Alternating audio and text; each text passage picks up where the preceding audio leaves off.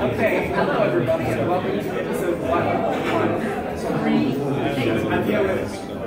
SRE3, which just had a very harrowing story. Let's tell us about the first time we came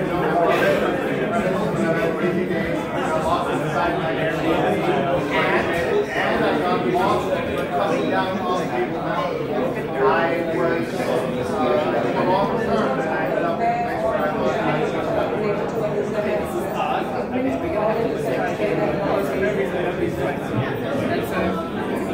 Why is it? No. I've got a silver I can trend. So yeah, I trust my company. So yeah, if anyone, I'm trying to yes, I'm saying I demand a chocolate. Alright guys, let's try this again. Episode 1138. Let's try it again. I don't know what's going on. This is Activate SRE3 at Boston next year. In the case of Sun, social sensitive Sun, so, I think how to get trouble. Yes, I'm joining. Okay, cool. Then we are 100% live, you guys. And these 3 dot shift supposed to be very early. So you want to tell us what somebody said okay to start. Okay. Hi everybody, I'm actually on Twitter. I do this once, invited. I do my first business partner.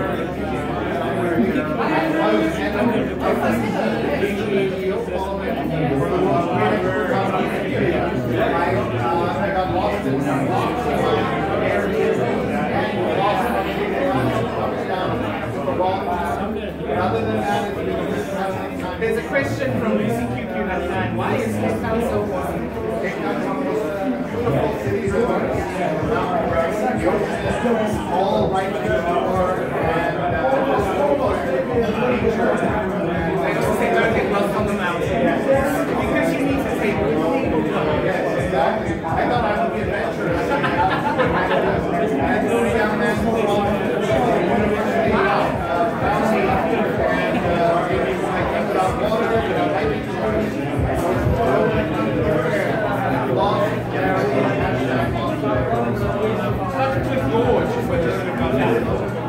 nothing but good. Yeah. All right, so then you're about to start this chat, and this chat is open to anyone. Yes, of course. So anyone who's online right now, they can run this retweet. Yes, retweet.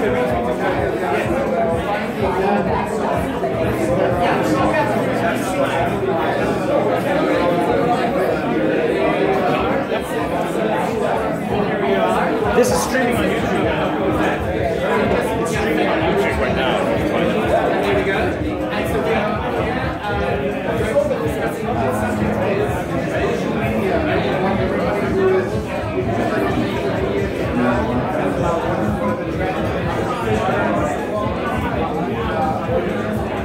It's like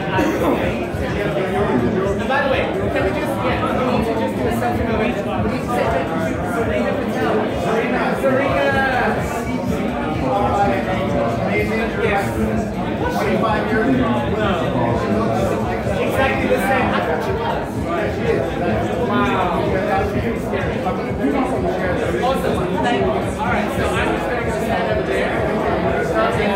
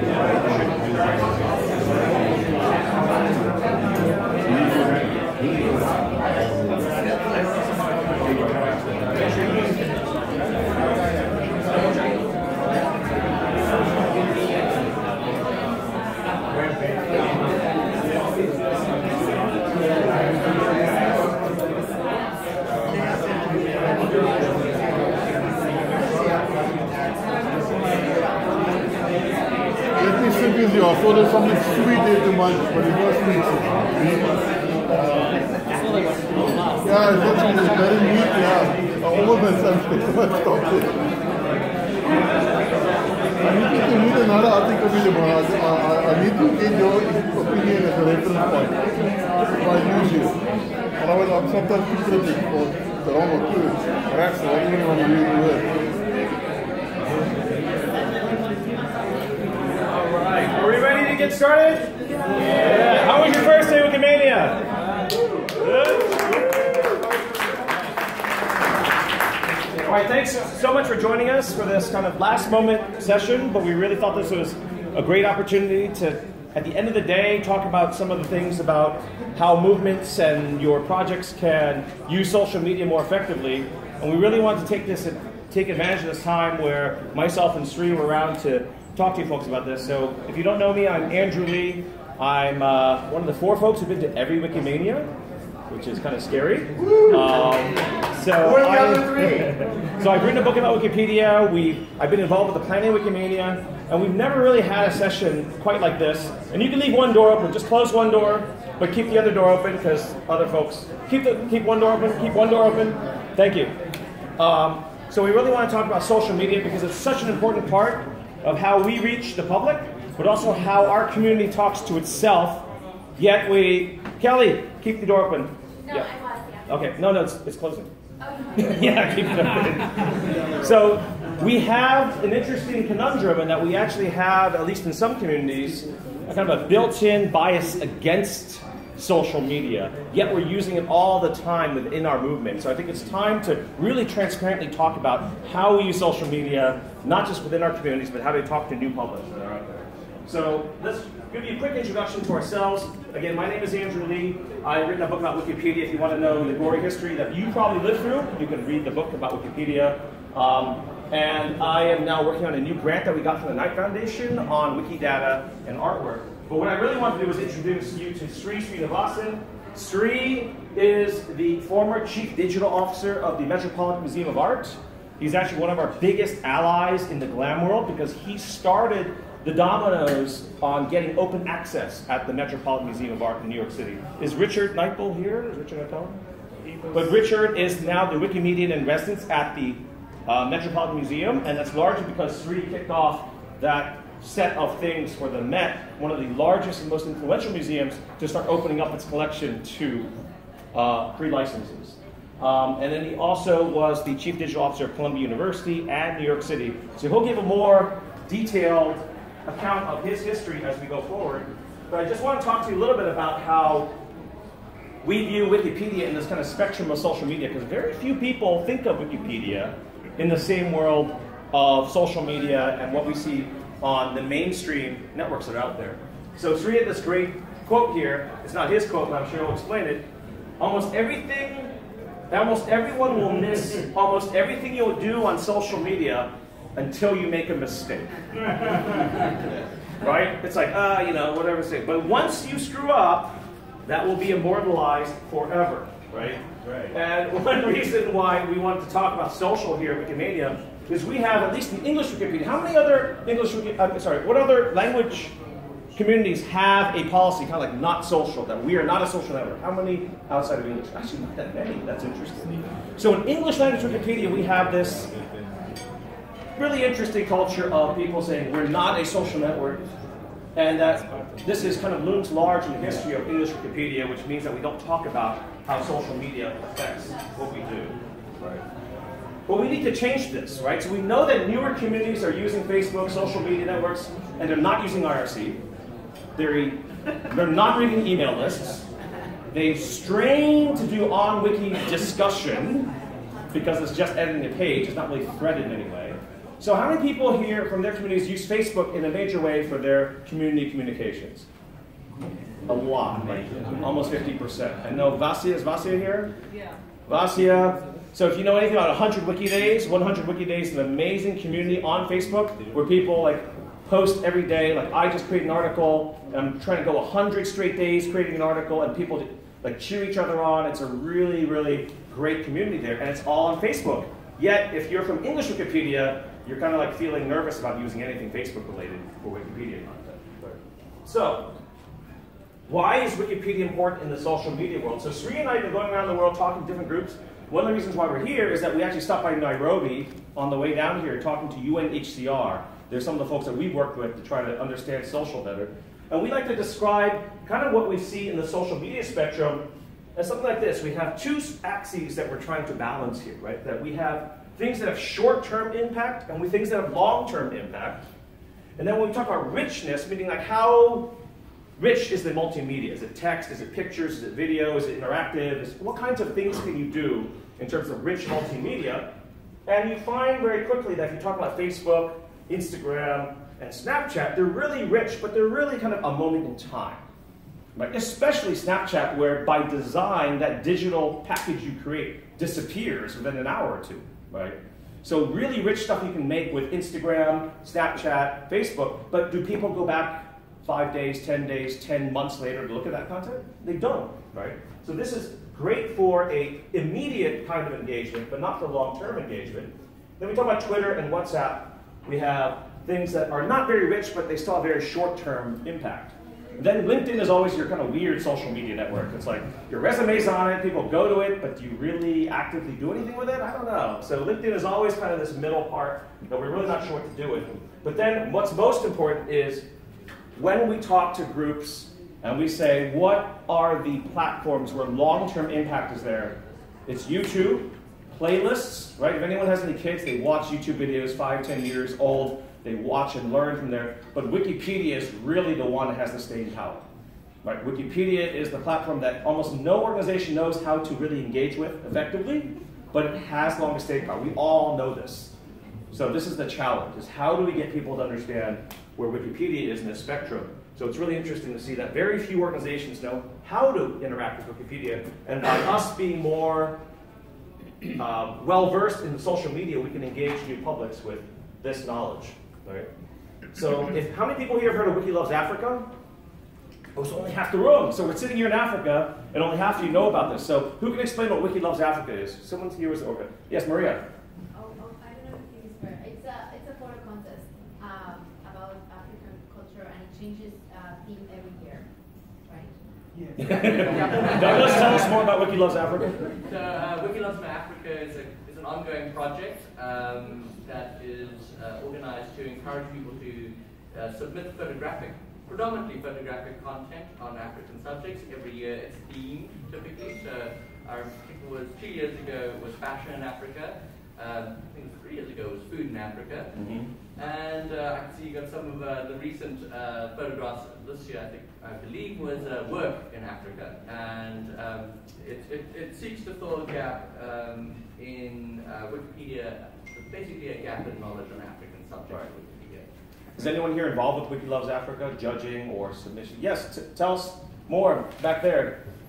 What would you do to encourage people to participate or tell the folks how to make an impact with Wiki Loves Africa? It's pretty simple. If you want to organize an event in your country, you can always be part of it. This happens yearly at the last quarter of the year, so you can always get involved by inviting the community to contribute about African content, about the theme of the year. You can tell them to contribute, and you can also organize events about Wiki Loves Africa. And then, yeah, that's basically it. Great. And then when is the deadline every year? Well, it's usually for 2 months. Okay. Great. So yeah, get involved with Wiki Loves Africa or let folks know about that because that's not something everyone knows about there. So I just want to show you one little anecdote on what Sri and I worked on before. And you probably know it, but you've probably never seen kind of the metrics underneath it. So one thing that you may not have thought of is how quickly, when you put something into the Wikimedia universe of stuff, whether it's Wikipedia, Wikidata, Commons, Wikisource, does it get into the knowledge sphere, the greater knowledge ecosystem of the world? We know that Google indexes us. We know that Facebook and Twitter and all these folks are now pointing to us to try to combat fake news. But how fast does it get there? Well, think about this. Has anyone here used a voice assistant like Alexa or Hey Google or Siri, right? So how many times has it come back to you saying, according to Wikipedia, blah, blah, blah, blah, blah, blah, right? So they're stuck in this stuff very quickly. Another thing is Google search or then Siri knowledge. So anytime you're on your iPhone and you swipe down, you're not even launching an app, and you start typing in a word, it's actually going out and searching for stuff. And a lot of times that Wikipedia content is coming right back to you. So just anecdotally, we've been working with a lot of firms on this. And for example, we work with the Pulitzer Prizes, which is a major prize for journalism and for the arts and letters. So you can see that these are the folks who were at the New York Times and New Yorker magazine that blew the lid on the Harvey Weinstein Me Too issue of a lot of the women getting sexually harassed in Hollywood. So these are photos that we took at the Pulitzer Prizes, high quality headshots that got into Wikipedia very quickly. And within 2 hours, we saw a lot of these photos make it into Google. So this is another event that we were at called the Global Teacher Prize. They give away $1 million to one K-12 teacher. So they have a conference, and these are photos that I took of like Charlize Theron and these really big names, right? So these were uploaded to Wikipedia. They made it into the info box on this, and then we checked. Within 2-3 hours, they were showing up on an iPhone. That's how fast this stuff makes it up. In fact, you don't even have to type her whole name. As you start typing CHRARLI, this pops up. Right, so again, this is not launching an app. This is not doing an explicit search. You're just going to the iPhone, swipe down, Charlize. You might have a Charlize in your address book. Probably not. But she pops up right away. And we kind of were surprised by this. We said, wait a minute, it's been like 2 hours since we uploaded this photo, and I'm just typing in Charlize on my iPhone, and it's popping up. And it pops up for probably anyone in the world that's doing that search. That's how fast the stuff we do as Wikimedians shows up in the ecosphere. So just think about that. That's kind of wild. Never thought about it in terms of minutes and hours. We think of days and weeks, but minutes and hours that this shows up. So it also shows up in things like Google search for images or just normal search. So anytime you see this big bright red dress like that, that's a picture that's from Wikipedia. That's the one I took when Charlize Theron was there. Another good example is Kendrick Lamar won the Pulitzer Prize, the first African-American rapper who ever won the Pulitzer Prize. It's amazing. And that's a photo that if you search on your iPhone, you'll get Kendrick Lamar, the picture we took at that session there. So what are some of the takeaways here? Contributing can be really high impact to Wikipedia. We've been trying to convince organizations to work with our community to upload and give us access to content that will make a win-win situation, right? So I like to say this is kind of a a set of interests that is coincident and reinforcing. Like we both want the same thing, and we reinforce each other's values by having like-minded institutions that we work with. So Sri and I work with a lot of NGOs, government institutions, and folks that are like-minded. We will not work with Exxons and BPs to do stuff with Wikipedia, but we will work with other folks to do this.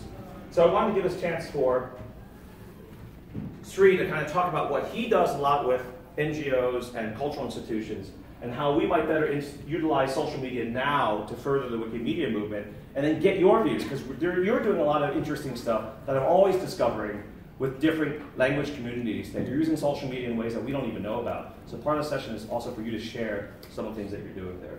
So without further ado, I want to introduce Sri and have him kind of talk about the things that he's done with social media and different NGOs, and maybe some of these things can spark some ideas on how you can reach your different communities with some of the techniques he's talking about here.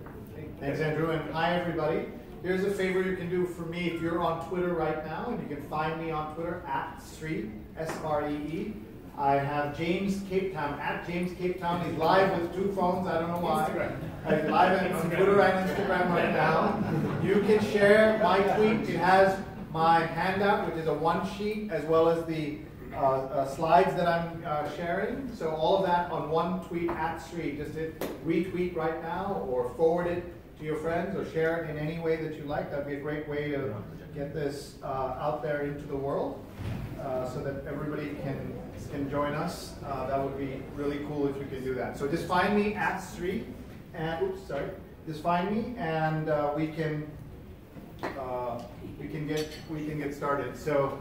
A couple of things. First, just want to say this is my first Wikimania, and I'm actually only here for the pre-conference part.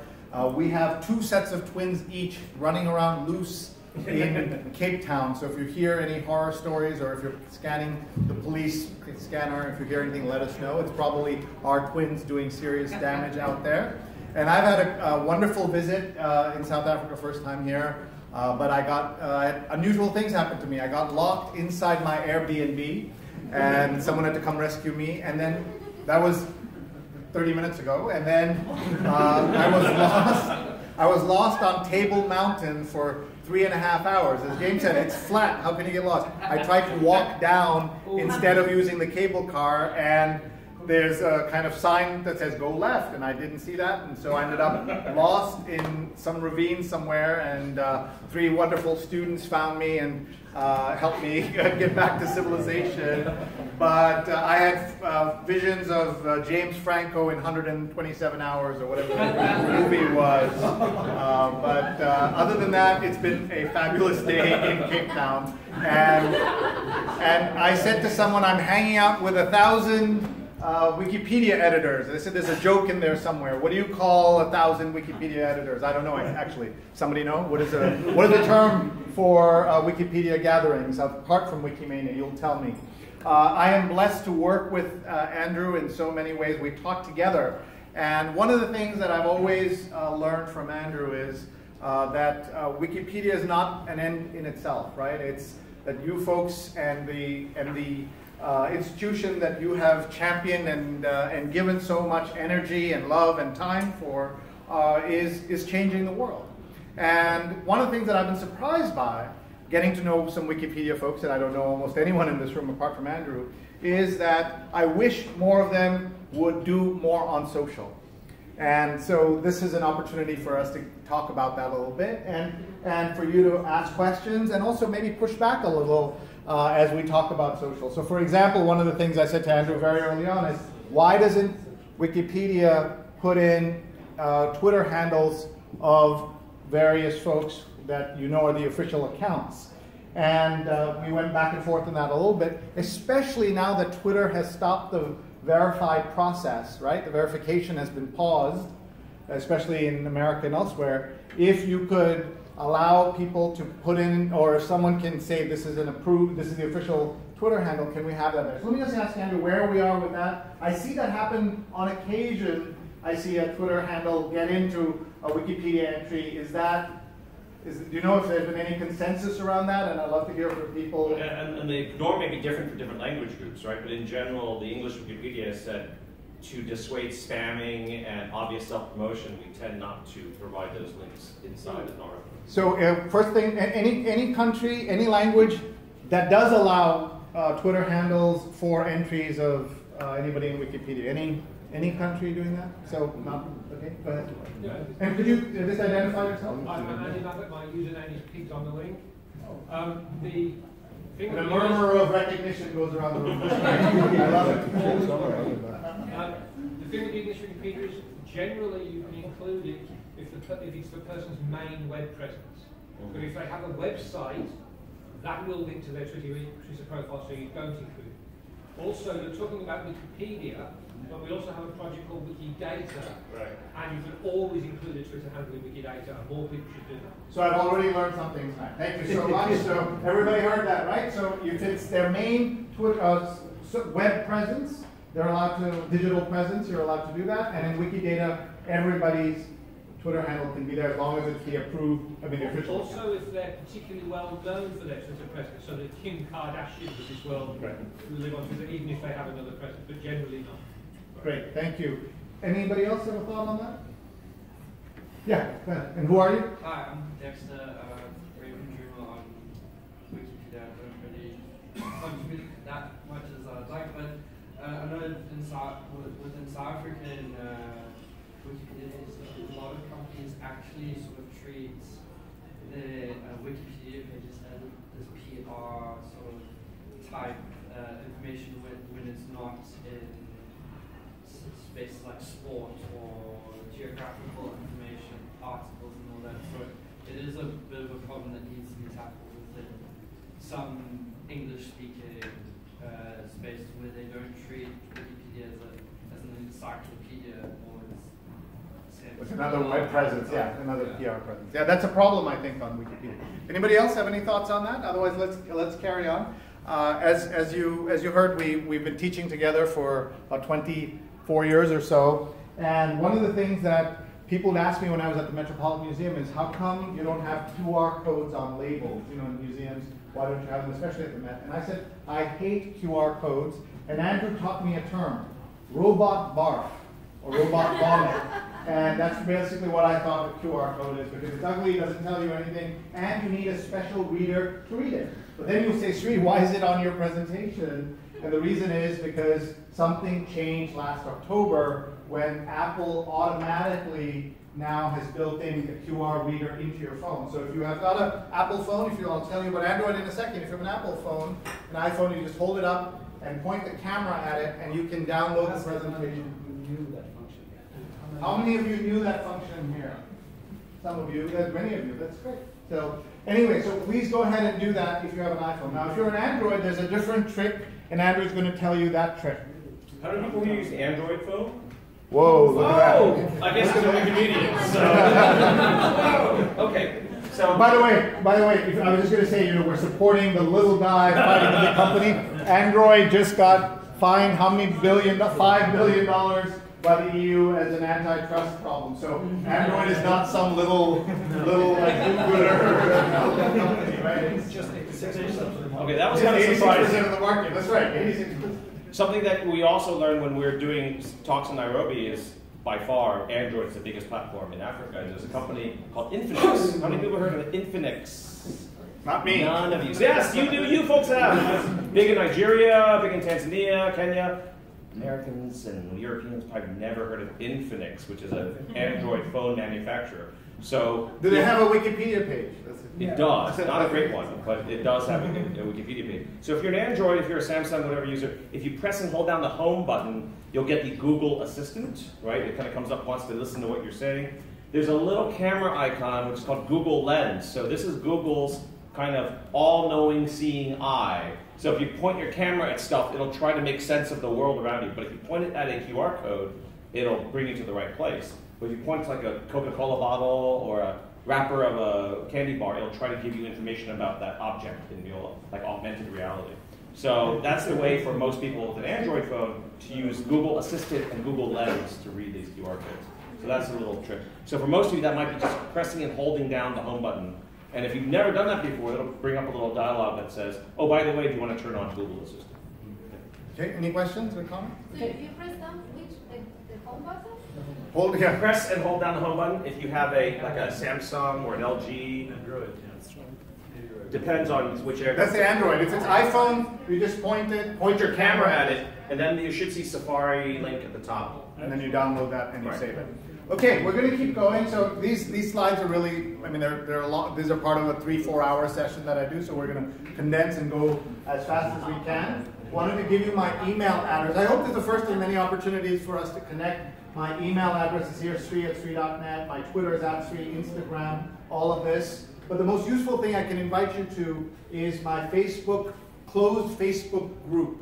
There's about 7,000 people in there who work in digital around the world, including very senior people at Facebook, at Twitter, at LinkedIn, etc. And they're all there, and so you can ask a question, and someone's awake somewhere in the world, and you can easily get an answer, especially as you're trying to get better on social, as we all are all the time. There are editors from every major publication in the world that has gone through my class, so which is dozens and dozens of publications. So do take a look at that. If you're on Facebook, you just search Sri's Advanced Social, and you can join right there. Or of course you have, once you've got the QR code, and then this is the bit.ly link.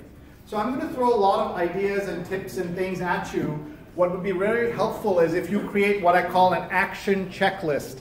Just write down either concepts, people, terms, like right now, QR code with the iPhone, Android. Just make a little note. So easiest thing to do is 2 columns. One column says things to try now, another is things to try later, and a third column, I can't believe I'm wasting my time with this guy from New York, and he's got pink pants, what an idiot. Just write something. Annotation is a great skill of the 21st century that is not being taught or exploited or learned in a good way. So I believe annotating the world around us, which Wikipedia does and which Wikimedians do all the time, I think is really great. So please do join us there. And finally, I have a one sheet with my best social media tips in one place, and that's here as well, so you can click on that or write down the URL.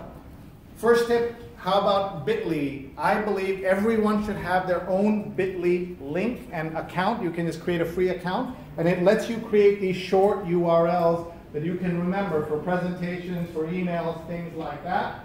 And you can customize it, as you can see.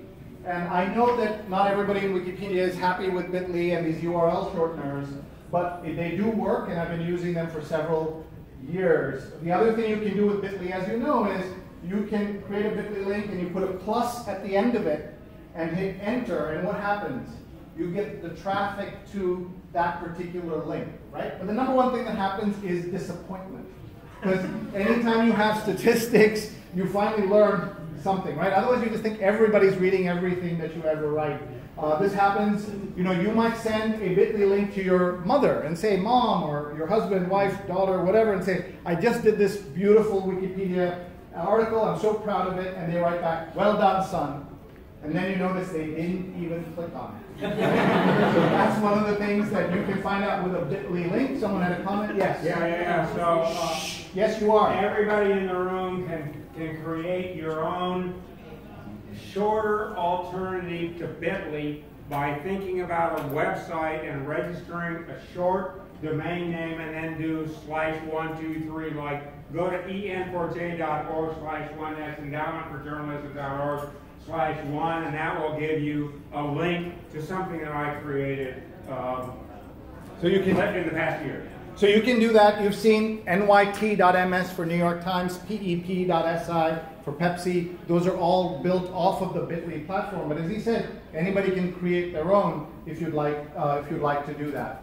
So please think about how you'll be able to use some of these tools. Now, whenever I'm teaching, I start with ABC. Always be charging your phone. And who here is carrying a power bank or a battery charger? Like everybody should, right?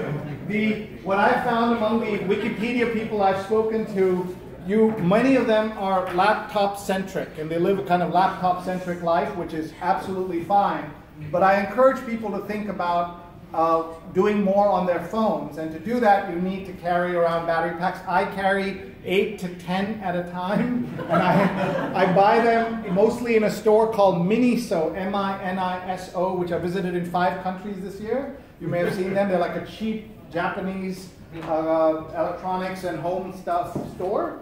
But you can obviously get any you want. But I do encourage you to carry them so that you can do more with your phone. Second is always be connecting. Connect with people when you don't need them so that they're there when you need them. This is kind of a big idea, that we're always connecting with people when we want something from them. How about we connect when we don't need them? And then finally, always be collecting is about using your phone as a collection device.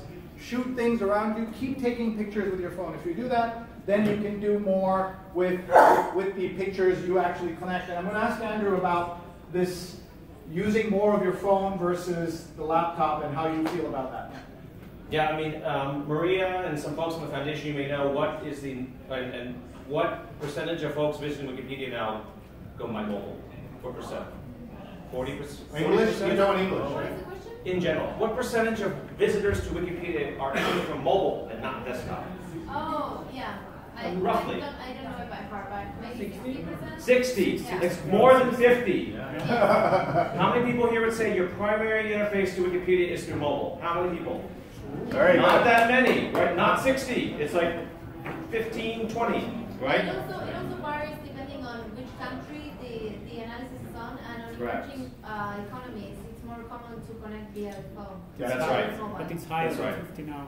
It's higher than 50. Yeah, significantly It's higher higher. than 60% Right. on emerging And in the news industry, so Sri and I were journalism professors for many years. In the news industry, it surpassed 50 like 5 years ago.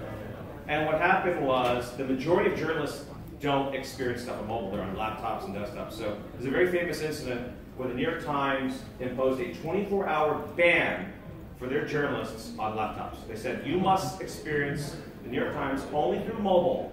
There were riots in the newsroom. Because it was their classic case of you need to eat your own dog food. You need to experience the New York Times product that, like the majority of your customers, because you are living a completely different life, sitting on your laptop and desktop. Implemented by the Wikimania. Yeah, I mean, it's an interesting, we might want to allocate a mobile day where all of us only use mobile for 24 hours. It'd be a fascinating experiment because I find it infuriating to use only mobile. Because I'm a power user, right? And many of you here at Wikimania probably are. And may I add something that the users use the phone for Wikipedia. Right. They are reader. The phone is very good for reading articles, but it's terrible if I want to write something. And most of the people here would like to contribute. So right. So his point is like the majority of folks are reading on mobile, but what about writers, right? But if 60% of the folks are coming on mobile, that means we only have only 40% of the people visiting. We even have a chance of converting to writers, right? That's tough. That's a tough ratio right there. And so the way that the Times looked at it, and the Guardian did the same thing, and there were riots there also, is that if our consumers are experiencing something differently from the way we're producing it, there's going to be a mismatch at some point. The good news is that Wikipedia doesn't have a lot of bells and whistles, so it looks fairly standard. But that's why we encourage you, and I want you to kind of think about doing more with mobile. So we're going to carry on here. And if you have the LinkedIn app on your phone, anybody here have the LinkedIn app on their phone? Okay, we're going to do a little experiment here, and I'm going to show you something. Maybe I'll come back to that. So if you want to take a minute and download the LinkedIn app, either Android or iPhone, onto your phone, I'll show you something really cool that you may not have seen before. So we'll give you a minute to do that. Before that, as you're doing that, let me ask, how many of you are on LinkedIn? Raise your hand.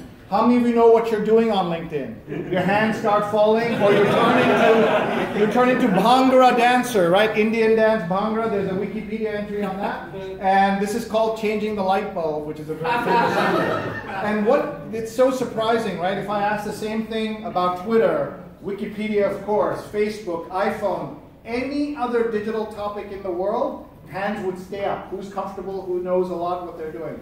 But not LinkedIn. Even though I believe LinkedIn is the most underrated and underappreciated network in history, it's getting smarter and better all the time. It's a case where a big company bought it and has improved it instead of making it worse. You may have seen that they're doing a lot of new features on there. I just came back from India where I did a workshop and I said to people that I'm not the Indian who champions LinkedIn the most. Anybody know who's the biggest fan of LinkedIn? Which Indian is the biggest fan of LinkedIn in the world? The CEO of Microsoft? CEO of Microsoft, Satya Nadella. He paid $26 billion for it. I'm just telling you to use it.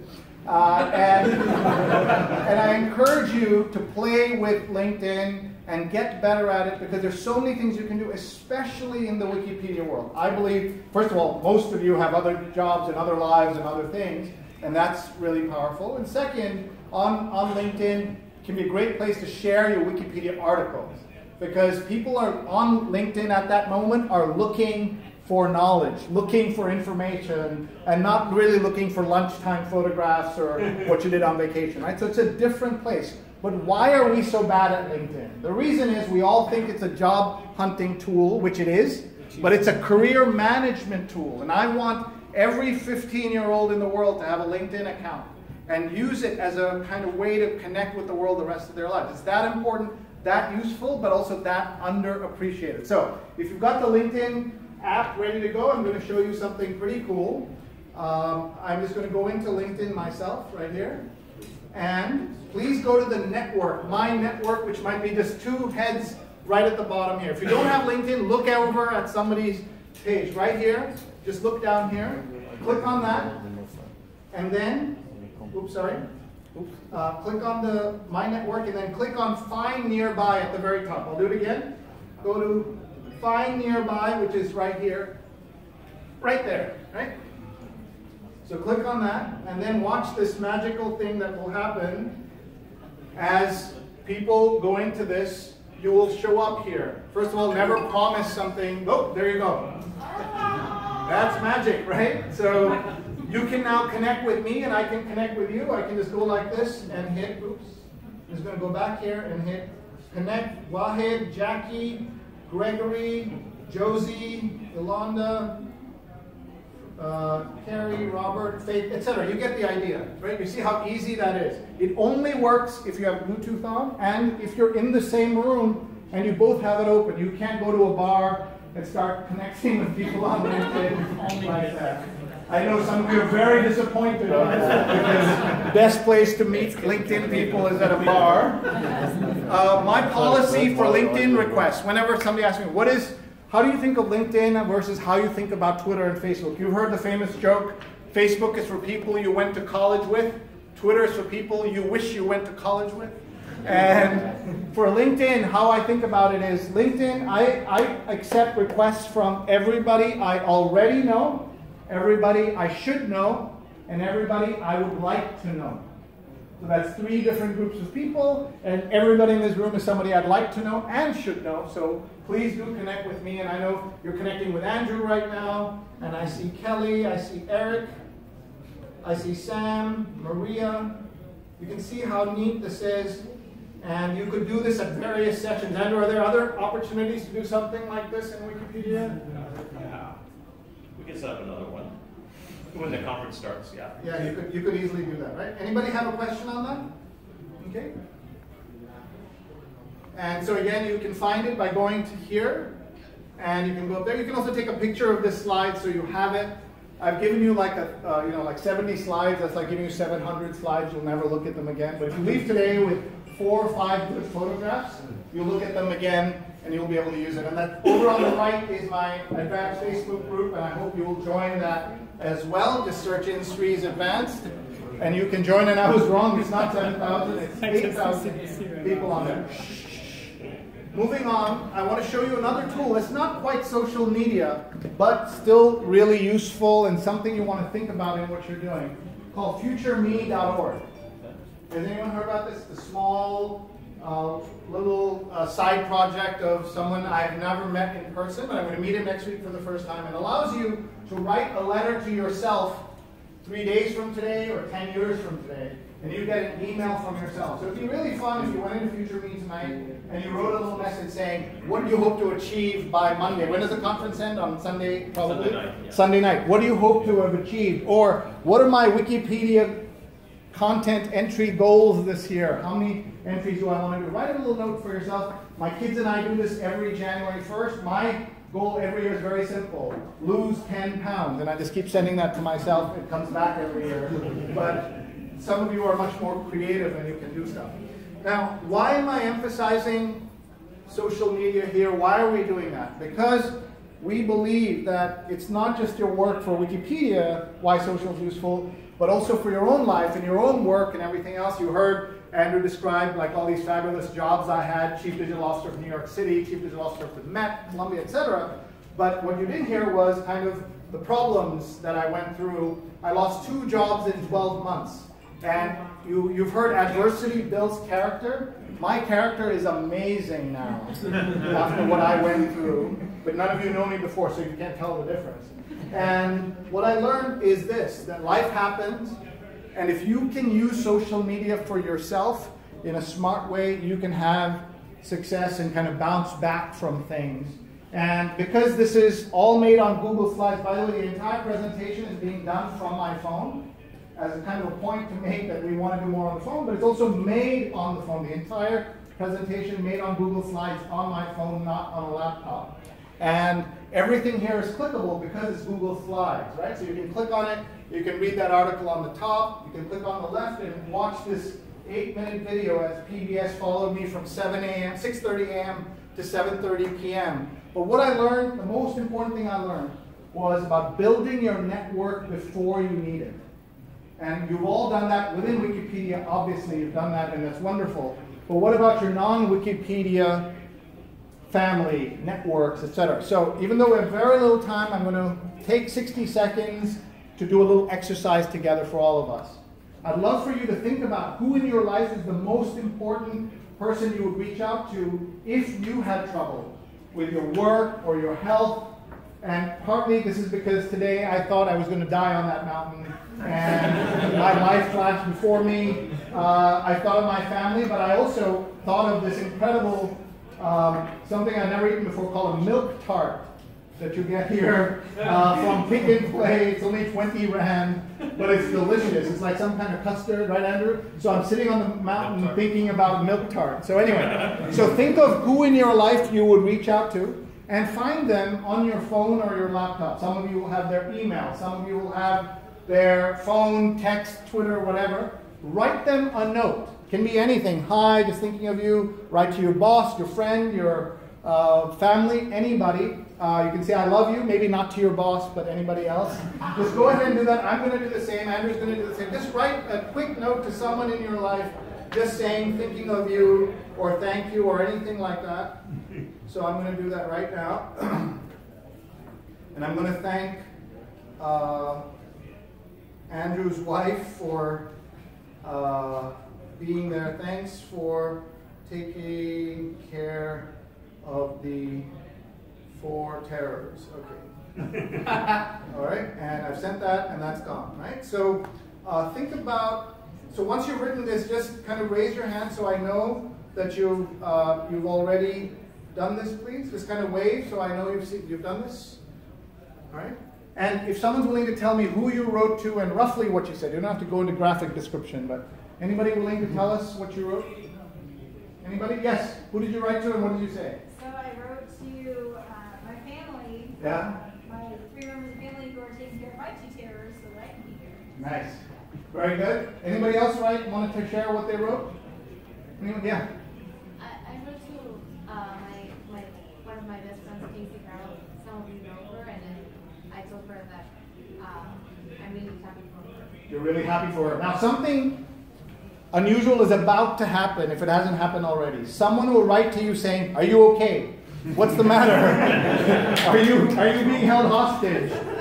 Because we never reach out to the ones we need and love until we need them. And social media allows what I call low touch, low temperature networking or connection or relationships, right? You can like a comment, you can retweet them, you can share, you can post, you can do all kinds of things on social that you can't do otherwise. So thank you for indulging me for a second on there. And I'm going to give you a series of words that social media is about. We'll go fairly quickly. First is social media is storytelling. Social media is storytelling. I'm going to tell you a story. And the story is about this alley in New York City on West 109th Street. First of all, Andrew and I want to feel very old at the moment, so please raise your hand if you were born after 1981. Raise your hand, look at this. I am so old, Andrew. This is so depressing. So depressing. Those of you watching on YouTube, you can't see that almost half the hands went up, more than half the hands. Okay, so 1981, New York was a very different place than it is today. Today's still dangerous and everything, but it was even more scary. And a young man moved to New York. And when you moved to New York, in those days, and you wanted to contact your roommate, there's no Twitter, no DM, no fax, no email, nothing. What did he do? He sent a letter saying, I'm arriving on this date and time. He shows up, knocks on the door, nobody's there. Nobody's there. Knocking, knocking, knocking. Gets fed up, takes a suitcase, goes in the back of this alley, and spends his first night in New York there. 27 years later, he becomes president of the United States. Barack Obama's first night in New York was fantastic. It's an incredible story, right? Like, that's amazing. And is he still in South Africa, by the way? Yeah. He's still here. And he's still here? Yeah, okay. So anyway, so think about that. If you were in your building and you see somebody knocking on the door, do you say, oh my God, that's the next president of the United States. Let me help them. No, you're like, call the cops. Or you see somebody sleeping on a suitcase in your alley and you say, there's the next president. No, you say, call the cops. In fact, this slight flavor of this happened to me today. I was waiting to kind of be let out of this I was locked inside, but I thought our Airbnb person was coming, and one of the neighbors showed up, and she was really suspicious of what this brown person was doing inside this apartment, in the building, what's going on. There was some suspicion. So that's the world we live in. Now, what has this got to do with everything we're talking about?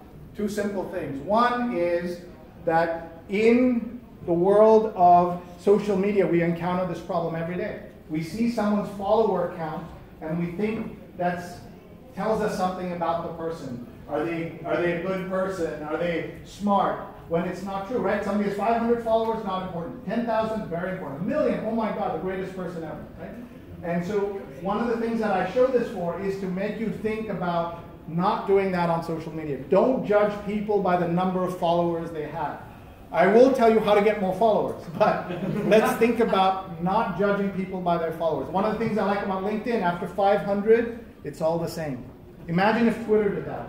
There'd be so much less drama on Twitter if it was at 500 and it stopped and it didn't log them anymore, right?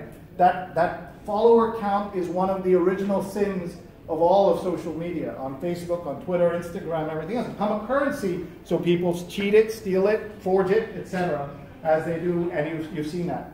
The second reason I tell you the story is I know you told some of your friends and family, I'm going to go take a class on social media at Wikipedia, and they're like, what a waste of time. Now when they ask you, what did you learn, you can tell them you learned one thing, the story of Barack Obama and where he spent his first night.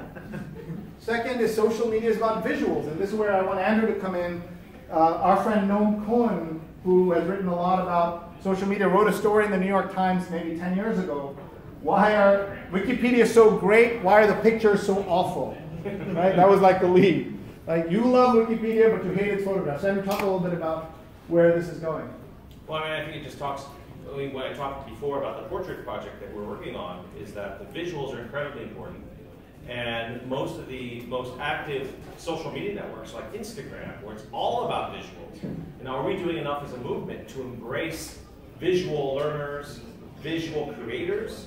And if you think about how far we've come with video, or how far we have not come with video and visual content, we are still very much text-based as a community, and should we be putting more resources into the visual domain? I don't think we have done much in that area.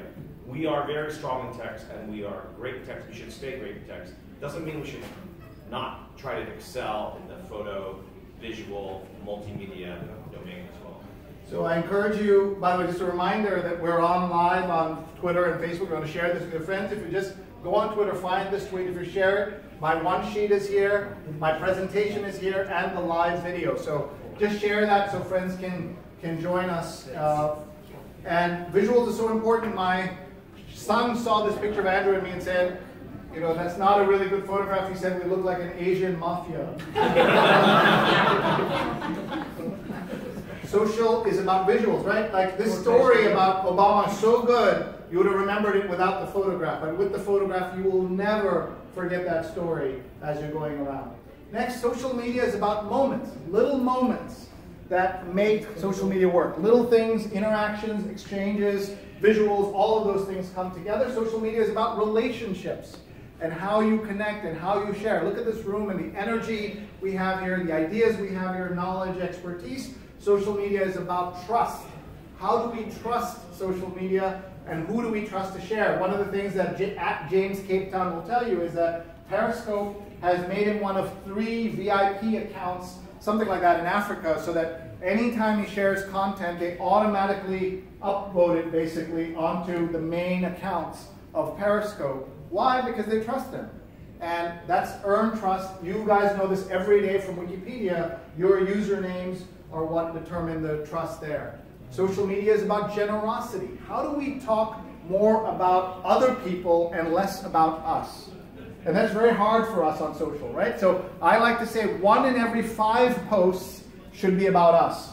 Normally 6 out of every 5 posts is about us. How do we talk about other people?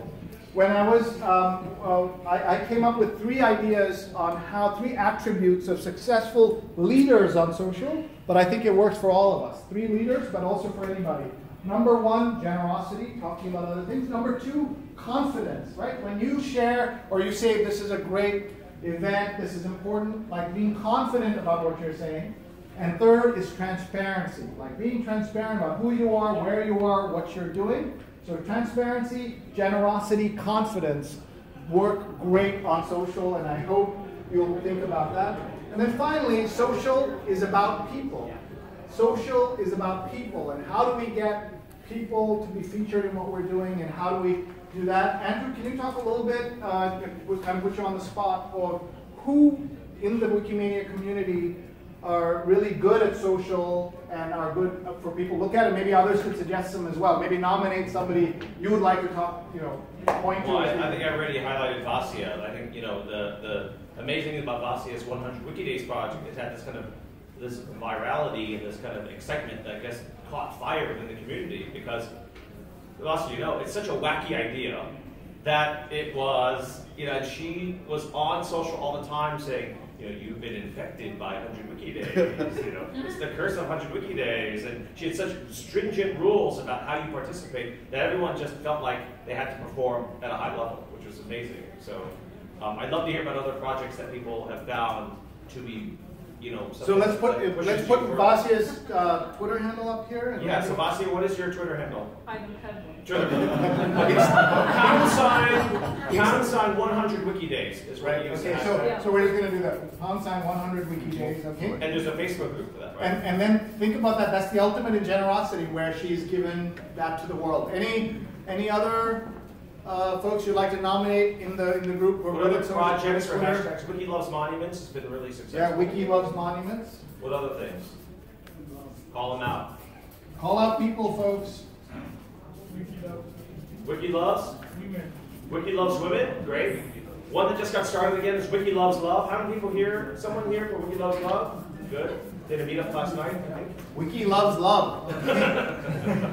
What do Wiki Loves Wiki? Is that a thing? We are Wikipedia. We are Wikipedia. Great. Wikimedia. Wikimedia hashtag. We are Wikipedia.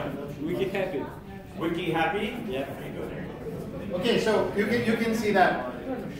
So as we go through this, keep thinking about other folks that we should be talking about. Here are 4 things that social media can do for you.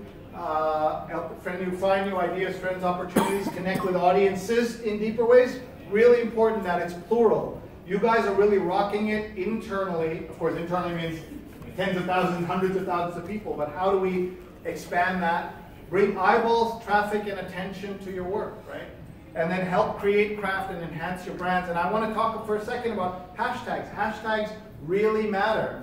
Other people do TEDx talks on the importance of clean air, ending poverty, etc. I did a TEDx talk on hashtags 6 years ago, and I believe hashtags are now more important than they ever were, and more should be done with them. So I hope you will think about that. And here's the negative side of social media. And anybody here using Bitmoji? Any Bitmoji fans in here? Bitmoji, a couple of people. So Bitmoji is this free app that allows you to make your own personalized emoji. As you can see there, yesterday was World Emoji Day. Oh, sorry, I didn't actually turn the screen, so sorry. So you might have been wondering what I'm talking about. Sorry, that's Bitmoji. And so these are the negative sides of social media. World Bitmoji Day was yesterday. World Emoji Day was yesterday. Why I love Bitmoji is my character there has more hair and is thinner, so it works really well. But you can, and you all know FOMO is fear of missing out, etc. And I just want to talk for a second about tech neck. Everyone know what that is? Tech neck. Most of us grew up worried about RSI, or repetitive stress and injury from our typing, and that's sort of no longer as big a deal. It's still a big deal if you have it, but it's not the kind of crisis that we saw in the 90s. But now there's another crisis, which is tech neck, which comes from being all that time on the phone. And even if you can adjust your phone 10 degrees up, 10 degrees, you'll save your neck and you'll pull back a little bit and it'll help you. So, because you know the weight of a bowling ball, which is your head pulling down with gravity, is a real problem. So just raise up the phone. I like to walk 5 to 10 miles every day, and I often pace at airports and things, and I'm always on my phone like this. It looks like I'm an idiot, which I am. It looks terrible, but it saves my neck. So I encourage you, any chance you get, look up. Now, I know at meetings everybody's like this. Everyone knows you're on your phone anyway, so just be proud and pull out your phone. You know you're checking your email. So save your neck. Save your neck is what I kind of push. I want to talk a little bit about the Vatican in a strange way, but to talk about social. Many of you have seen these very famous photographs. This is the top is the transition from Pope John Paul to Pope Benedict, and from Pope Benedict to Pope Francis. And you can see there's a hero in this room. On the photo on above, there's one hero right here. He's got a Nokia phone. And he sent that photo to his cousin on Hotmail. And those of you old enough to remember Hotmail, why did you log in every day? To delete. Because there were only 2 megabytes of space. As soon as this picture came, you would delete it and get the next picture, right? And now look at the bottom, it looks like candles. If this were in fact in today, 6 years later, I hope the Pope lives forever, but if it was 6 years later, everyone would be live. Not everybody, lots of people would be live on Facebook, Twitter, YouTube, and Instagram, and all have free live tweeting platforms, and you can see that. But 2013 is a long time ago, 5-6 years ago. What has changed, and what are tools we're using today we didn't use 5 years ago? Anybody? What's something you use? Slack, huge, right? Slack is really big. Is Slack a thing in the Wikipedia community? Some communities. For some people it is. Okay, Slack, what else? WhatsApp, Snap, just raise your hand. WhatsApp, raise your hand. Telegram, Signal, Uber, Taxify, right? All of these things. Anybody on Tinder? Raise your hand. Okay, only one person. Normally I'm able to make a date right here with 2 or 3 people. I'm happy to do that. Anybody here on Bumble? Okay, so do not Google this. Right? Bumble is for people who think Tinder is too boring and too dull and too safe. Okay? Andrew will check if there is a Wikipedia entry on Bumble. And I've been married to my wife for 18 years, and the secret of our success of our marriage is I told her very early, anything you find on my phone, it's research. And so I encourage you to think about that. All right, now let's talk about the Pope. He's, I think, a very cool Pope. He's done amazing things, but I also say he's the not fair Pope. Why is he the not fair Pope? Look on the screen. What is he offering? Time off purgatory if you follow him on Twitter. And I'm like, that's not fair. How do we compete with that? I'm just trying to get you to follow my little account. Brilliant, right? Now, I'm not Catholic, but I'm not taking a chance. I'm following him in 8 languages, 8 platforms. In case this whole Hindu reincarnation thing fails, I'm ready. And there'll be Catholic experts in the room, purgatory is what, like 1,000 years, right? So please, if you get stuck, it's 1,000 years, and you'll say, yes, somebody came, Wikimania 2018, and told us, follow the Pope, but we did. Now, why is the Pope so good at social? Why is Vatican so good at social?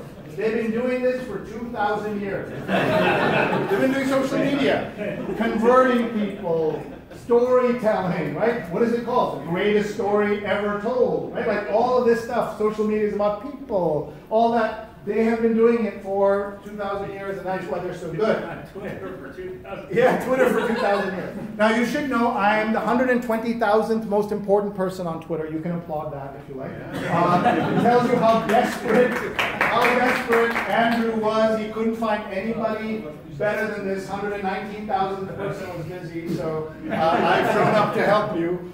No other circumstance would you go to listen to the 120,000th expert in any subject anywhere in the world, right? You guys, as Wikimania, your speakers are all like top 3 people in the world, and here you are listening to the top 120,000. What is the point here? That the numbers don't matter. And what you're seeing here was I was going in the right direction. I was once 84,000th in the world.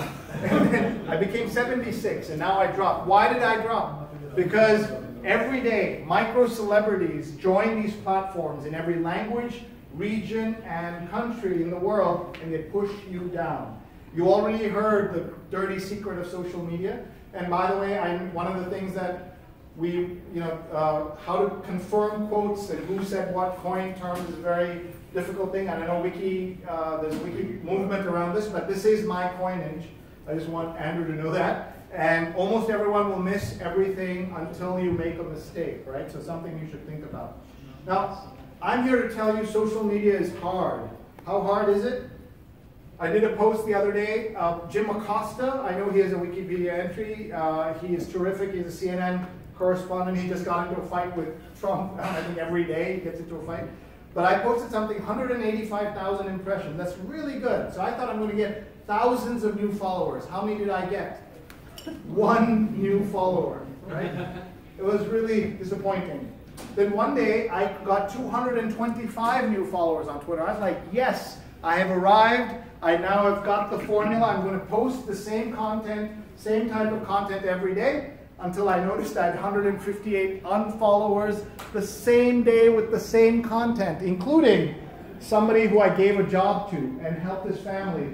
I can't even look at the screen. He's right there. Right? Like that's the day he decided to unfollow me. Like this is the problem with social media, right? That people will decide to unfollow you on the day that other people love your content. I am trying to get people to do one thing on social, which is thinking about we always say social is for other people and how to get the word out. But social is also for yourself. How do you find the important things in your life? On Facebook, on Twitter, how do you find it? It's all kind of looks the same. So I'm championing something I call Life Highlight. And just post on Twitter or Facebook, just add hashtag Life Highlight or anything you like so that you can find your own highlights of what you're doing. A thought on followers. It's not who follows you that matters, but it's who follows you that matters. What does that mean? That means how do we get influential people to follow us, right? I have a Wikipedia creator account, like you folks, but I have no juice, right? You want Andrew to connect with you because he has so much more juice on Wikipedia, like that. How do you find the influential voices and who to follow? And so I'm going to give you a tool that does that. To find your most important 100 followers, the tool called Twiangulate. Twiangulate. And maybe, Andrew, if you have a second, you can kind of run Twiangulate for Wikipedia. We can look at that. If you can't, don't worry about it. But just for example, so refugees, you can see this. It shows you who your 100 biggest followers are, right? I work with refugees, and so with the refugee agency, UNHCR, so that's what's there. And they discovered by running this that Jimmy Fallon follows them. They didn't even know that, right? And Reuters, other people. But here's what's interesting. Their top 100 followers have 500 million followers. Think about that for a second. Their top 100 followers have 500 million followers. And that's because the influential people have that much more juice and that many more followers. So that's something that you can think about as you're doing this. Any questions? It's called Triangulate. You can run this yourself, and you can see kind of the total number of influential people following you and what you're doing. I want to talk a second about millennials, because I know Andrew and I have talked about this. How do we get, we want more women to be editors, we want more young people to be editors, so we have a lot of young people in this room. And I love this quote from Damon Kiyosau in a story he wrote about millennials in the media. It applies in everything, but he basically says that the content being produced is useful, but it doesn't speak the language of young people. And the kind of opening sentence is kind of devastating. It says, we love you, young people love the news, they just don't love you, the legacy news organization. So how do we think about the work we do, and how do we connect that? Andrew, any thoughts on this and how it applies to the movement? I mean, I think the funny thing is that Wikipedia digests the news for folks, so people read the Wikipedia article rather than read the news itself. Right. So that's kind of an interesting. And you also obviously cover a lot of things that young people are interested in, right? Like the news doesn't cover, say, Superwoman, right? But you have an entry on Lily Singh, who's known as Superwoman, for example. I was asked in 2015, what are the big trends? And I said, it feels like 2006 all over again. Podcasting, email newsletters, blogging are all hot again. And I recommend one newsletter above all called The Skim. Has anybody seen this? 2 M's in Skim. The Skim is aimed at millennial women, and I'm not a millennial woman, but I read it every day. And at the Met, we used to send out something like 20 million emails a year. And we brought them in and said, teach us, why are you so good at covering the news as they do? And they said it's because of voice, tone, the way they write it, when they write it, how they write it. So I believe newsletters are important in what we're doing. And I know we have representatives from the foundation here. If you want to jump in and talk about any of these things or what the movement-specific tools are, we'd love to hear about any of these things. I was also asked, what is the biggest competition of the Met when I was there? Is it the Louvre? Is it Guggenheim? British Museum? And I would say our biggest rivals are Netflix and Candy Crush, right? And Life in 2018, like that's the problem. It's not that people are going to too many museums. Our problem is the couch, right? How do you get people's attention? How do you get them to participate in what you're doing? We want people to participate in the Wiki movement, but how do we do that? And this might be the most important slide of all. That the scarcest resource is human attention. It's by Les Hinton, who's a former publisher of the Wall Street Journal. And some of you will say, wait a minute, the scarcest resource is clean air, clean water. It's not this. But you fix those problems through human attention, right? We all know the crisis Cape Town was going through with the water. And I know the foundation even thought about, what do? Do we all show up here and use the water? But you saw what happened. The reservoirs are now at 50%. They need to be at 80%, but they're certainly better than they were before. And so this is human attention helps fix some of those problems. When I show this, I show it mainly for you to think about how do we get more attention. So maybe we do a little quick exercise. Andrew, what are some things we can do around this to get more attention to the things we care about? You know, women editors or any of these other projects. How can social help with this? Well, I think we already do it. We try to have thematic tweets and things like that, but the foundation folks might have a better idea of like what the communication strategy is. And what can we do to help you? What can we do to help you? Right. You You're not the top person, but Greg just slipped out. Okay. Yeah. So I don't officially work in the communications department. That's okay. But I'm a communication specialist. So I'm going to talk about what we do.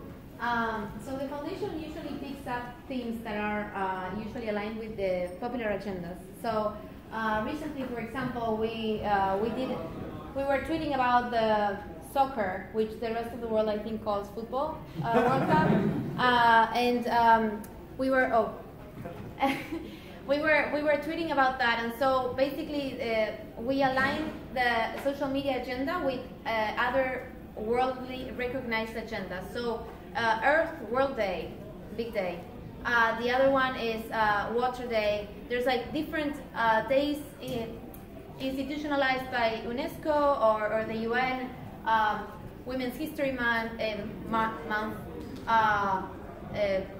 Black History Month. That's a US thing mostly. But the foundation usually aligns those themes that are in other institutions' agendas, and they use it on social media, and they find content on Wikipedia that speaks specifically about that, and they share it, and they use the hashtag that everybody's using for that theme. So for the World Cup, I can't remember what the hashtag was, but for Earth Day, I think it's Earth Day, for example. So it's very straightforward, and it's usually about aligning what you're doing, so the content that you're creating, with what is popular right now. One of the things that somebody tweeted, maybe they're in the room, they tweeted, we wish the headquarters wouldn't say good morning on their account because it's nighttime everywhere else in the world, basically, or afternoon. So how do we change that culture? Exactly. So there's a lot of room for improvement, and I think now that this is my own personal view, so I didn't share this with the comms team, but basically I think now that the comms team has a strategy and has different tactics implemented, they can look into how do we become more inclusive of other languages, and they have started doing that in like sporadic situations. So there is no process yet in place, but sometimes if there's a significant date that is significant for example, Latin America, so it's like a Spanish-speaking world, they would ask some Spanish community members if they can translate a tweet, and so they publish the tweet in Spanish, or they publish a tweet in English and then they quote it, and they quote it with comment, and the comment is the tweet in Spanish, for example. Before there was a social media team, social media was crowdsourced for Wikipedia and Wikimedia, which I don't know how many people know that, but it was crowdsourced through mailing lists, and people were suggesting what we should be saying on social media through email every day. And so these came out in different languages. That doesn't happen anymore. Now there's like a more intentional strategy, and people are being proactive about it. And the way they are integrating languages is by using specific events and asking people, okay, how can we say this in your language, and so on. So, yes. Any other questions? Any other questions? Yeah. Yeah, actually, I do have one which is for both of you, but since Maria is up, I think it's a good time to put it. A while ago, I don't use Twitter, or I used it very little.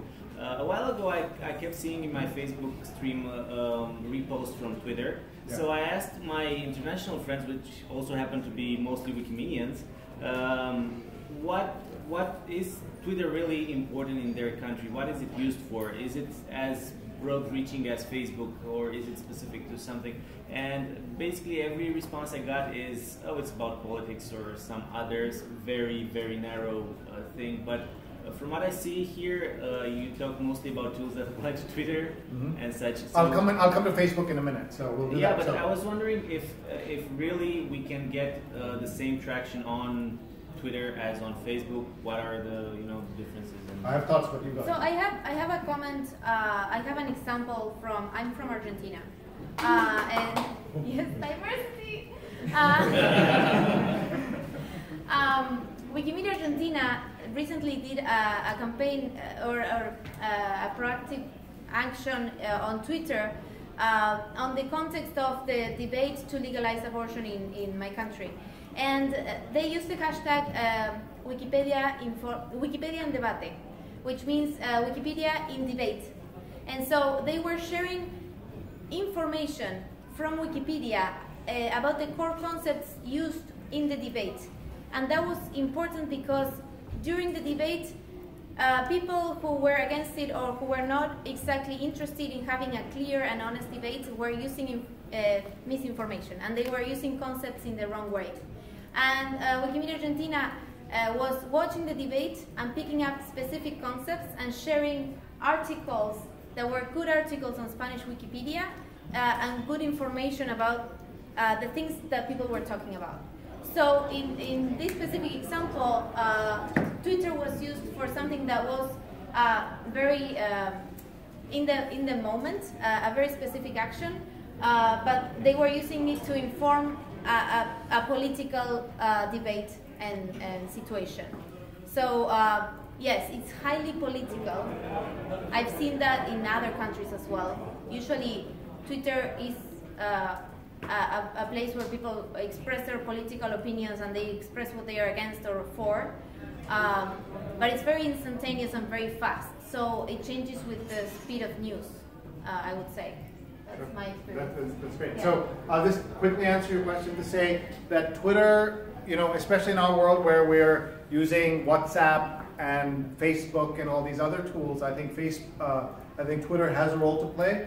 When you say politics is niche, you know, it's also you can see the world leaders, like something like 85–90% of world leaders are breaking news every day on Twitter. It's not just my president, but so many others. So that's one thing. Sports also, you saw World Cup and with some of those breaking news things. So there are the niche communities, but they're pretty big.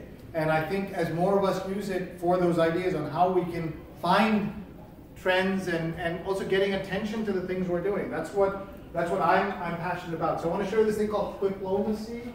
You may have seen they do a study every year of how world leaders use Twitter, and you can see many of your countries are represented here and how they're using it and what they're doing on there. There's a new president in a Latin American country who breaks news on a regular basis at 4:30 a.m.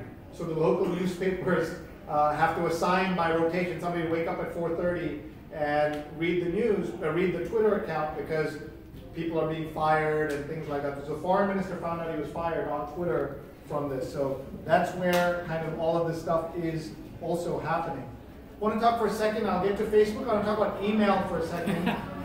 You should know that I'm a millionaire. But it's an unread Gmail messages, unfortunately. What's the sadder number on the screen, folks? Drafts. Think about 1,000 drafts. It's 1,000 party invitations, 1,000 conferences, 1,000 wedding, 1,000 consulting jobs, all that I've not followed through on. That's a problem. But who here is looking at this and the hair on the back of their neck is standing up? Because they are the opposite of me. So please raise your hand. I call you my inbox zero heroes. So give me some tips on how not to be like this. What's this is a role model. This is a role model. Thank you. Anybody some tips on how not to be like this? Yes. Unsubscribe. Unsubscribe. Yes. Tool called Unroll. You go to Unroll and it pulls you off newsletters. Don't unsubscribe from mine or the Wikimania newsletter. Marcus Red. What? Marcus Red. Marcus Red. I have a friend who takes every email and puts it in folders, unread there, but in the main thing it's empty. Anybody else? Any other? Yes. I read them all and then I mark them again as unread after I know I have an action to do on that email. Wow. So you may have heard this formula: answer, delete, delegate. ADD. Answer, delete, delegate. Touch an email only once. Yes. You may have heard that rule. Another thing to just reduce email clutter is from Chris Anderson, who's the curator of TED. He has a program called emailcharter.org. Emailcharter.org, and he says, give the gift of NNTR. You know what that is? No need to reply. Just write that on your emails and see what happens. It reduces other, you know how in offices, thank you, no, you're the best, thank you, you're wonderful. So it reduces that. But you know the best way to fight this is to use Inbox from Gmail, right? It's a Gmail product, and you can use it. You don't have to change your Gmail habits at all. And what's so beautiful about it is if Andrew sends me an email, I'm about to start teaching, I can snooze the email like it's an alarm, right? I can snooze it till 6 p.m. or 6 a.m. Inbox, anybody here using it? It changes your life once you use it. They recently enabled that in the default interface also. In the main Gmail, they've started putting that in there, yeah. But it's not there on the phone yet, so Gmail app, Inbox app. Do try it. Let's talk about Facebook, because I know you guys are big Facebook, many of you are Facebook users. So we're going to talk about two things. The second thing we're going to talk about is the algorithm, right? The algorithm determines what we see on Facebook. We want to fight the algo. I said that to somebody, they thought I was fighting the ARGO, organic chemistry. That's not what this is. Fight the algo. First, we're going to talk about legacy contact. Who here has implemented this? Really important. It gives one person in your life access to your Facebook when you die.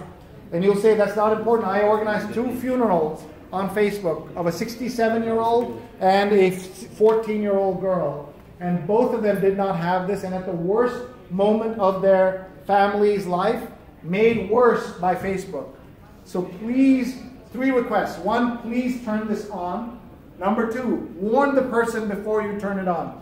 Because they'll get a note saying John has added you before, when he dies. And say, are you dying? There'll be tears, all of that. Okay, so 1, turn it on. 2, warn the person. Number 3, do not make me your Facebook legacy contact. Every time I do this, there's some smartasses in the room who say, oh, really? Okay, you do it, right? So please do not do that. Do not make me your Facebook legacy contact. How many of you will do this? Very few. Look, even the ones who are raising their hands are lying. They will not do it. Why?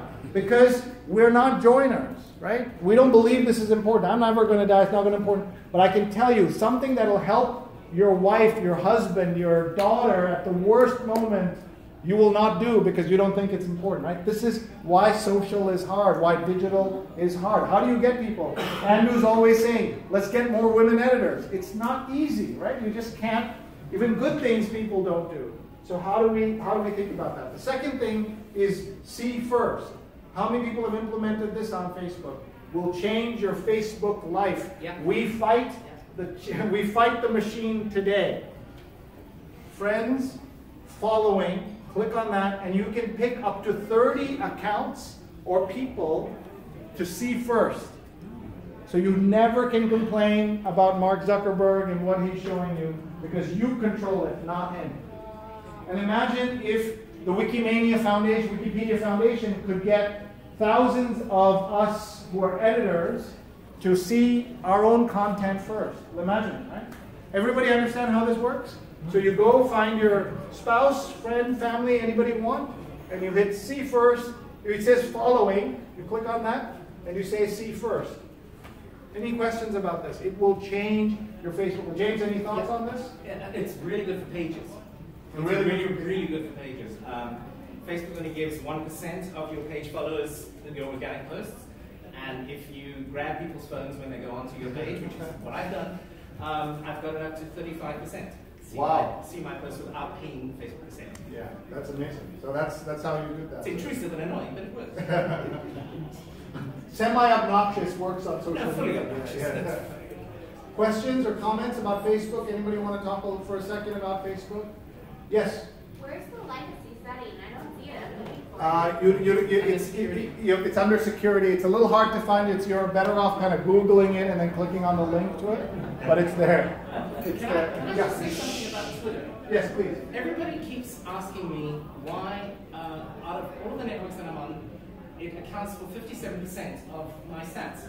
And I keep, every single time I mention Twitter, I get the eye roll and is Twitter still alive? Does it still exist? Strange face. And, oh, it's just Donald Trump. And the weirdest thing is that I have stopped watching all mainstream news. I don't watch anything at all. I watch live when there is a bomb in an airport in Europe. I'm seeing somebody in there periscoping it live. And you get the unbiased opinion when the people were stopped coming in at JFK. And I was watching 3 different protests inside the departure without any bias. It is such an incredible, and I'm not getting paid by it, it is such an incredible way to connect to people because it is the only network that's instant. And direct. It's there. It is right there. That very second. Periscope, which is Twitter Live. Now it's basically Twitter Live. But there's Facebook Live. I do want to talk a second about the importance of live, what he was saying. I believe Facebook, these live tools are the biggest advance in social in the last 10 years. And one of the things I do is every Sunday morning I read aloud the New York Times print edition like a crazy person. And so that's 8:30 in New York, which is I think 2:30 p.m. here in South Africa, or 12:30 GMT. And I'd love for you to join them. I have editors from the New York Times joining me sometimes to read with me, so it's crazy. I've also had the biggest band, one of the biggest rock bands in the Middle East, Mashrulela, has joined me. And then on the next page, this is a test of how old you are and how well versed you are in American culture. I had no idea who this man is, but when my son saw that I had interviewed him, he started screaming in his bedroom, and my wife thought somebody was beating him. This is the man on the left. Yeah, DJ. So I came home and I told him, so this is maybe the most famous Arab in America now, this guy DJ. So I told him I met DJ Khaled, and he said, what is wrong with you? Khaled, he's not Khaled, it's DJ Khaled. And his son, who is I think 6 months old, has more followers than everybody in this room combined, because he's also talking all the time on social and Facebook and all of that. But here's the point, much more important person than him is this lady. She was the travel editor of the New York Times. She has 5,000 followers, he has 15 million. Who's more important in the world? Not this person for many good reasons, right? And right now you could follow at Monica Drake and say, hey, we're talking about you in Cape Town. She was just promoted to the head, to the masthead of the New York Times, an assistant managing editor, and she's just terrific. Why is she important? Well, because she's helped set the news agenda in the world as a assistant managing editor, and not that many African American women are at that stage, so things like that. So I'm just going to fast forward here to take your questions. Before we do that, I want to talk a little bit about visuals. We talked about that, and we want more Wikipedia visuals. And I think about this idea I call thumb stoppers. Everybody's on their phone like this all day looking at content. How do we get them to stop their thumbs on our content? And we do that with images, video, photographs, graphics, something to stop their thumbs. And it's so easy to do on your phone, to create all of this content. I said everything here is created on my phone. And this is using a tool called PicCollage or Canva. Any Canva users here? Canva is an incredible free tool. I used to teach Photoshop, InDesign, Illustrator at postgraduate school, and I don't touch it because I use Canva instead. It's such a good tool. Another one I recommend is Typorama. It allows you to put text onto screens like this, right? So an image like this, very easy to do. So Typorama app on your phone, you can do that very easily. This is something. So at home, my wife will she'll say something and say, Sri, don't tweet it, and I'll say, too late, right? So here, one of my things I want to make about social media is repost your good content.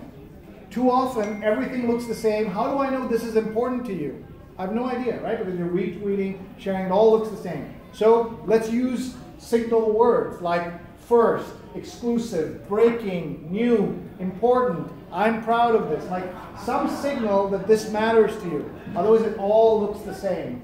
And also, when you have good content, you can reshare it on Twitter and on Facebook. There's a way to reshare your own content, right? You can just hit share or retweet your own content. Nothing wrong with that, as long as you don't do it all the time. So a couple of other tools I want to recommend. By the way, so I posted this. We were in Italy. My wife randomly said this. 3 things I love about the Renaissance, about Italy: the Renaissance, gelato, and the wine. And so about 10 hours later, I reposted the saying, at least she didn't say the men, right? So you can think about how you can have some fun with that. And here are some tools that can help you make GIFs or GIFs, depending on what the pronunciation is. Who here says GIF? Who says GIF? Who says GIF? Very few people say GIF. I say GIF, but the creator says GIF. The creator of, not the creator, the creator of GIF says GIFs. But other people say GIF. Anyway, these are some of the tools I use. There are other Android tools. And Andrew, we should update this with some Android tools, I think, as we go forward here. And I want to take a second and have you pull out your WhatsApps, because I believe there's some really interesting things you can do on WhatsApp that you may not have thought about. So this is WhatsApp right here. How many of you are on WhatsApp, by the way? Look at that. Americans, unless they have international connections, are basically not on WhatsApp. Whenever I teach this in America, very few people are, but there's an international room. So let's give you my favorite WhatsApp tools. You probably know these already, but no harm going over them. Number one is when you go into settings, making sure, it's different on Android, but making sure that you have save to camera roll off. Right, save to camera roll off, because otherwise every stupid picture your cousin sends is on your camera roll, even if you don't want it. It doesn't happen on any platform except WhatsApp, so that's one thing. Number two, please check this out. WhatsApp web or desktop. Who here is using it on their laptop and their phone? Changes your WhatsApp life, right? Because you don't always have to have your phone around right next to you. There's a little bit of distance, and it works beautifully. It's integrated, so make sure it's a QR code setting. You can just, it takes seconds to, you can see how many things I'm on there. Scan QR code, and you can do that. And then another tip is, and this might be the one that people love the most, is the problem with the problem with your email. You've heard this term, you may have heard this saying that email is your to-do list created by random people. Right? People just send you and it comes to the top. WhatsApp is the only tool that changes that. You can pick what you want at the top. So you can pin 3 chats right to the top by going on anything and doing this. Pin. You see that? Pin. And that means all the noise will be over here, but the 3 things, your boss, your spouse, right here. And everything else is here. So when I'm traveling, if it's important, I will pin it, then I'll unpin it. Pin it, unpin it as I go along. You can see how that might be useful. Imagine if email allowed this. Imagine if Twitter allowed this, Facebook. Nobody does this except WhatsApp. And finally, and I'm sure you have your own WhatsApp tips, but my favorite WhatsApp tip that most people don't use, some of you might, is broadcast lists. You see it on the screen. Why is it really clever and really evil? Clever and evil. Why? Because you know the problem, when you send something to a group, everybody can reply and it becomes like a drama. I mean, maybe it's only my family, but my family's filled with people who get up in the morning and say good morning for no reason on WhatsApp. It's become such a problem in India, you may have read about this, that WhatsApp servers have to be adjusted between 6 a.m. and 8 a.m. IST because of this problem of 200 million Indians saying good morning with old pictures of flowers and an inspirational quote which doesn't make any sense. Is it only an Indian problem? Is this a problem in your families? No? You've seen this, other people have the same problem. So, here's what you can do. Broadcast list is magic. Very clever and very evil. What can you do? You can write to 5 of your uncles and say, you're my favorite uncle, BCC. And they don't know it's BCC. In email, they know it's BCC. Here, they don't know. That uncle, I love you, you're my favorite uncle, shows up in existing chat. Right? It shows up as if it was in the existing chat. Unless the 2 uncles compare, they will never know. You all see the value of that? Right? Everyone see the magic of this? Yes? Any questions about broadcast lists? Okay, so please play around with that. Any WhatsApp tips from anybody? WhatsApp, yes? So groups nowadays, you set so that only admins can post. Only admins can post. Oh, that's right. And snoozing groups. Oh, snoozing or muting. You say muting or snoozing? Both. You can mute and so you can mute and snooze. So you go like this. Oops, sorry. No. That was bad. Okay. So go like that and more. And so mute. And where's the other one? Well, then it's one-on-one. You can snooze. Oh, you can snooze a person. Oh, yeah. But here, mute, very important. And then the other thing that groups is good for is you can actually see who read a post, right? So you can go in here and you can see how many people read the post. And they can't say, I didn't get it, because you can see they got it. And they opened it, you can see these people, Andrew didn't read my email, as you can see there. See, it was delivered to him, he didn't read it, but these people read it. So I can chase him down and tell. Questions about WhatsApp? Otherwise, we're on the home stretch here, folks. We're almost finished. Yeah, sure. Jump in. Can I just say something about broadcasting live? The difference between Instagram Live, which is a grand idea, but really only exists for replay viewers. IGTV, which is so new. Like, anybody know what that is? IGTV's Instagram's going there. Anybody got it? Anybody watched anything on it? Yeah, I get like 20 views. So, nobody knows what it is.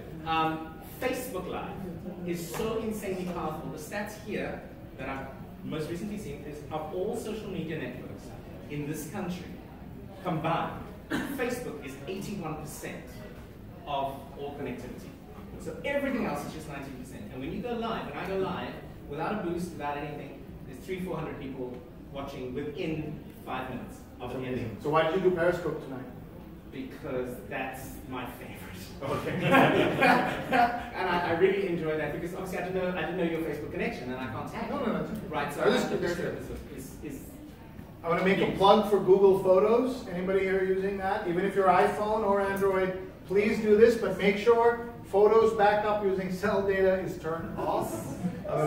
But so this photograph of my kids was lost, I thought forever, but it was in my Google Photos. So please make sure you do that. They're using all kinds of new things. Andrew, you're a big Photos user. Any tips on this? Yeah, I mean for Wikimedians, you have to weigh the privacy concerns, right? So Google basically wants you to sign away all your privacy rights to them when they index and use your photos with their AI and everything, right? So if it does not do violence to your conscience, use Google Photos. It's an amazing tool. It's basically backing up your life.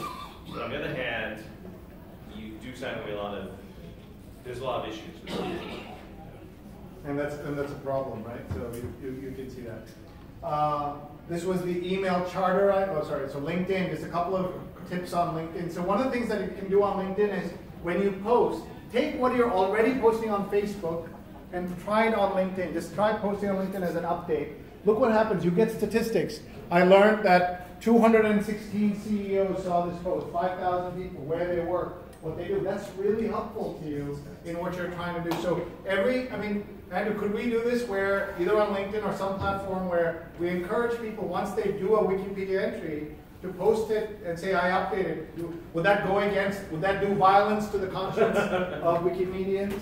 I'm not sure we have anyone from the WMF left here with comms or anyone else, but that would be an interesting experiment to have a LinkedIn engagement strategy with Wikipedia content. Especially since we know that the articles about corporations on Wikipedia are terrible. Like, they're really bad. It's hard to find anyone passionate about giving IBM or BP a fair shake on Wikipedia, right? So it'd be interesting to see what happens when we post those. Any questions or comments about LinkedIn, or how it works, or what you can do? So I barely use Snapchat. But here's, as you're doing digital projects, this doesn't quite need, you don't need this for Wikipedia, but maybe these are 3 good things for Wikipedia. It's simple, useful, and delightful. But that's not what I meant. I was talking about other projects and thinking about how, anytime you're creating something digital, make it simple, useful, and delightful. And I think that you'll have success. The other saying I always think about is from John Huey, who was the head of Time Inc., all those Time magazines and all those Fortune, etc. And he said in the old media days, you wanted to be clever to get people to pick up the magazine, right? And TV, you want to be clever. But in digital, he said, clear is the new clever. Clear is the new clever. So any chance you can get on digital, on social, be clear instead of being clever. Now, Wikipedia is all about being clear, right? Would you say, Andrew? Yeah, I mean, you're talking about, in recent years, or in recent months, you talked about the at least the tension between the description in Wikidata, for example, and kind of the lead sentence in Wikipedia, or at least in English Wikipedia. We're having that tension right now about, what do you display to users when they first get to the page. And what has been happening? Well, how many people here are familiar with kind of the I guess the Wikidata description versus the simple explanation for Wikipedia entries in English? I mean, that's something that we've been debating for the last few months, and there is kind of a movement to have an alternative kind of one-sentence summary of an article that is stored in Wikipedia, but not in Wikidata. And so you're not using the Wikidata description, you're using something embedded in English Wikipedia. Is this a problem on other languages? I don't know if it's a problem on other languages. I don't think so. It is because when you screw up, it's a problem. So when you have vandals on Wikidata, you'll get people nagging you about using Wikidata on Wikipedia. Obviously, they're the same. I don't think there are more vandals on Wikidata compared to Wikipedia, but it's more visible, or at least you hear about it. Or there are fewer eyeballs on Wikidata. Yeah, exactly. Yeah. Anyway, keep going. Yeah. So last couple of things. One is that I have here a one sheet that I tweeted about, and maybe Andrew, there's a way to share this with, or I guess the Wikimania account is sharing this. So these are my one sheet of all my tips in one instead of a handout. I mean, instead of a big presentation. So number one, what's common sense in real life is common sense in social media. I think that's obvious. We talked about the second thing. How about this? Don't share every thought that pops into your head. Like, these are not problems for Wikipedia people. You guys are careful, serious people. These are for social media people. I like to tweet as if every tweet is your last. I spend between 3 and 10 minutes on every Facebook, Twitter, Instagram post to get it correct, get it accurate. Social media is the only thing I do today that can get me fired today. Social media is the only thing I can do today that can get me divorced today. So I think about that, be an early tester, late adopter. So all of these you can look at on your own. If you just take a photo of this email this bit.ly link right there, you can have this and you can give it to your friends and family if you like. And here are some of those other thoughts as well, and about LinkedIn and other things here. So you can check all of the stuff that I talked about, all of this in one place. And then I said log off and read a book. Log off and make a Wikipedia entry. So last thing we're going to do is share my social media success formula for all of you. And it is coming up here. This is the last thing. And it's a series of words we're going to say together as if we're in Catholic Church on Sunday, led by a Hindu priest. So it's a weird church, okay? So we're going to say these words out loud. It's a good formula that you can use. And we're going to practice with the word helpful first. Let's see how much noise we can make and shake up the building. Okay, ready and go. Helpful. Good. Let's be even louder and stronger. Okay, we're going to go home strong on this. Before we do this, I just want to say that Andrew and I will stick around for a few minutes. He's here for the whole 5 days. I'm leaving day after tomorrow, but I'm here tonight. If you have any questions, you want me to look at your Twitter or give you some feedback, I'm happy to do that. You also have my email address, sri@sri.net. And I also wanted to say really that I have great admiration for what you all do every day. We use your tools every day, your content that you produce every day. I don't know if you get thanked enough, and I just want to say thank you on behalf of 1 billion people or 2 billion people, whatever it is. So I just want to say thank you for that, and this is why I'm here, is to kind of thank you. So let's do this. Ready? Start with the word helpful and go down. Helpful. Louder. Sing it, sister. Say it, brother. Hallelujah. Take me home, brother. Brilliant. Entertaining. Fun. Occasionally funny. Amen. You've never been to a Catholic Hindu church? That's what we do. That's how we roll. So I'm not saying all your posts need to be all of these things, but all your posts need to be some of these things. And I know there's at least one lawyer in the house. Actionable does not mean what you think it does. It does not mean let's sue somebody. It means how do we create great content that will be shared automatically by other people without begging them to share, begging them to post, etc. So 2 last thoughts. One is what Andrew said, that if you we had mentioned the Global Teacher Prize. It's called just @Teacher Prize on social. We're giving one teacher in the world $1 million, K through 12 teacher. So if you have a teacher you love, or you loved, or your children, nominate them. The top 50 are invited to this huge party. They're treated like Hollywood celebrities. Bill Gates announced the top 10 winners, etc. So it's a beautiful thing. I hope you will participate. K through 12, Global Teacher Prize it's called. And I said that the scarcest resource is human attention, and you've given us almost 2 hours of attention, which is a great, great gift. Andrew, any final thoughts from you? Yeah, so how many people are going to the edit-a-thon tomorrow, the water edit-a-thon? Or is anyone interested in that? So what we thought we would do is we would cover that edit-a-thon with social media. So we'd use some of these practices here, some Facebook Live, tweeting it, kind of talking to folks as they're editing articles about what it takes to improve articles in Wikipedia. So I believe it's next door, right? The Cape Town Tourism Bureau is right next door. That's where the water. In a different building. Yeah, right in a different building, like a block over. So it's 10 a.m. So we are going to be there covering it with social media tools, and we encourage you to help us or to work with us on that and to make it trending. So I think, who was it that said that right now, Wikimania is the #1 trending topic on Twitter. We've displaced Mandela Day. Oh, wow. I'm not sure I should feel good about this.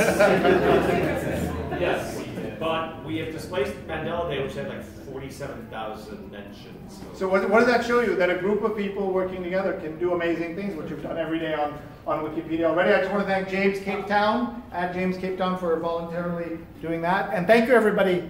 See you soon. Bye-bye. And if you're in New York, I'd love to say hello and come see you in your country. I'm traveling around the world doing this, so thank you.